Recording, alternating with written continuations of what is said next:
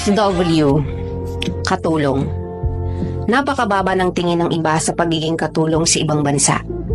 May iba na nagsasabi na kaya tayo napadpad dito kasi wala tayong pinag-aralan.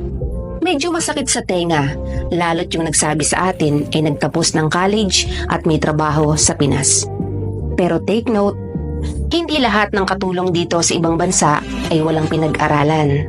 Maraming nagtapos sa kani-kanilang course pero ito ang pinili nila na trabaho. Bakit? Kasi mas sapat ang sahod.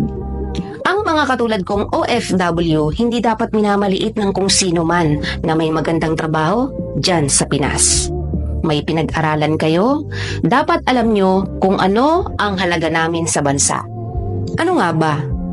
Milyon kaming mga OFW na isa sa nagpapayaman sa bansa natin.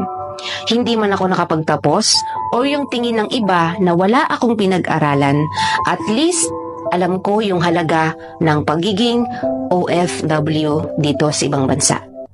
Real talk. Minsan, pag nagpo-post yung mga OFW o katulong na katulad ko ng mga gamit na nabili nila or kung ano-ano pa, hindi talaga may iwasan na may magsabi na, nagmamayabang, alam naman nakatulong lang. Deserve naming ipagmayabang kung ano ang meron kami. Bakit? Unang-una, pinaghirapan namin yon.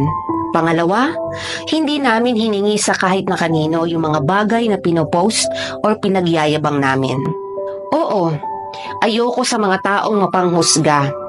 May pinag-aralan ka nga, pero wala kang karapatang manghusga ng ibang tao.